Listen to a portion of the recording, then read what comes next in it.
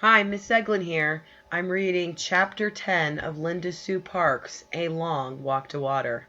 Southern Sudan, 2008. The men finished their meeting. They all stood and walked past Nia's house. Nia joined the crowd of children following them. A few minutes' walk beyond her house there was a tree. The men stopped at the tree, and the strangers talked to Nia's uncle some more. There was another tree some 50 paces past the first one. With Nia's uncle beside him, one of the men stopped at the halfway point. The other man walked the rest of the way and examined the second tree. The first man called out to his friend in a language Nia did not understand. The friend answered in the same language, but he walked back toward the group. But as he walked past toward the group, he translated for the chief, and Nia could hear him. "This is the spot, halfway between the two largest trees. We will find the water here." Nia shook her head. What were they talking about? She knew that place like the back of her own hand.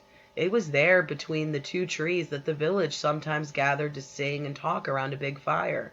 There wasn't a single drop of water in that spot, unless it was raining. Southern Sudan, 1985. Salva reached for his gourd. He knew it had to be half full, but suddenly it felt much lighter, as if there was hardly any water left in it. Uncle Juar must have guessed what he was thinking. "No, Salva," he murmured. "You are too small and not strong enough. Without water you will not survive the rest of the walk.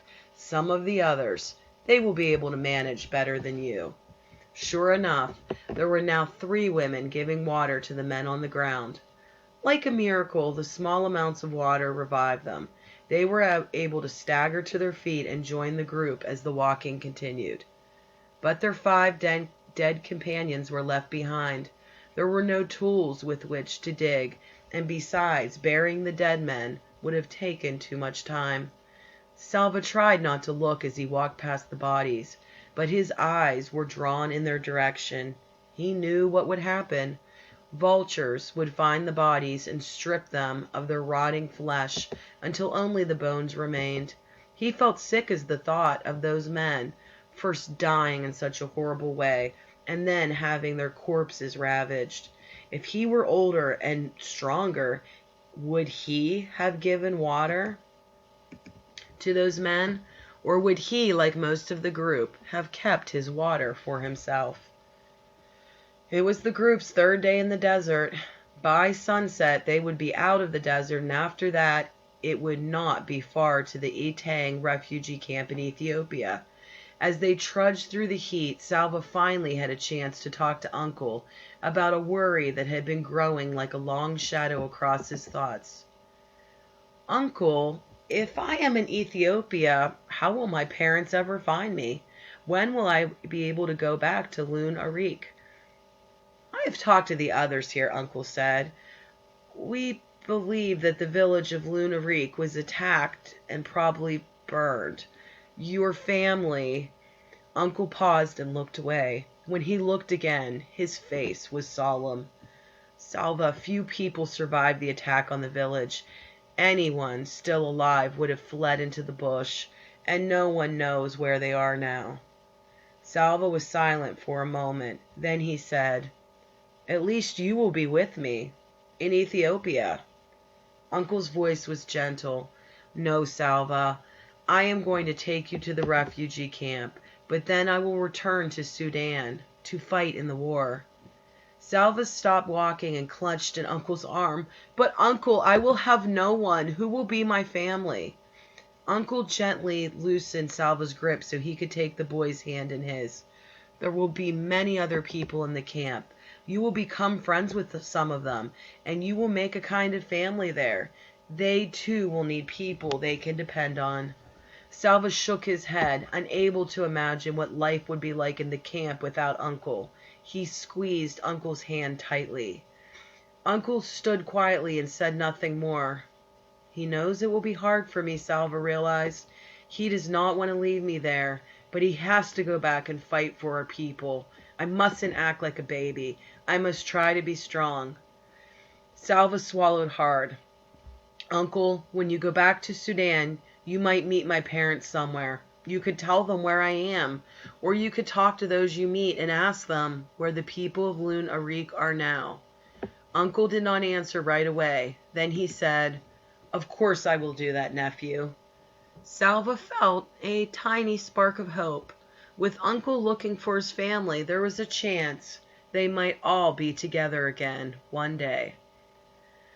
No one in the group had eaten anything for 2 days. Their water was nearly gone. Only the vision of leaving the desert kept them moving through the heat and the dust. Early that afternoon, they came across the first evidence that the desert was receding. A few stunted trees near a shallow pool of muddy water. The water was unfit to drink, but a dead stork lay by the pond's edge. Immediately the group began to make preparations to cook and eat the bird. Salva helped gather twigs for the fire. As the bird roasted, Salva could hardly keep his eyes off it.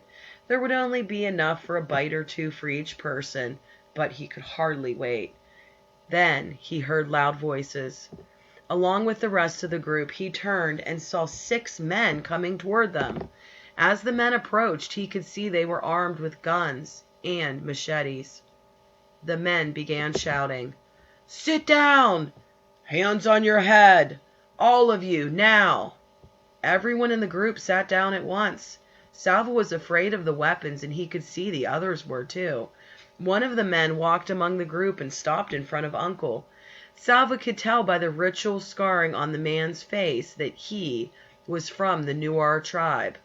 "Are you with the rebels?" the man asked. "No," Uncle answered.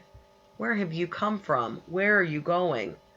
"We have come from the west of the Nile," Uncle said. "We are going to Atang, to the refugee camp." The man told Uncle to get up and leave his gun where it was. 2 of the other men took Uncle to a tree several yards away and tied him to it. Then the men moved among the group. If anyone was carrying a bag, the men opened it and took whatever was in it. They ordered some people to remove their clothing and took that too. Salva was trembling. Even in the midst of his fear, he realized that for the first time on the trip, it was a good thing to be the youngest and smallest. The men would not be interested in his clothes. When the men had finished their looting, they picked up Uncle's gun. Then they walked to the tree where Uncle was tied up. "Maybe they will leave us alone now that they have robbed us," Salva thought. He heard them laughing. As Salva watched, one of the men aimed his gun at Uncle. 3 shots rang out. Then the men ran away. End of chapter 10.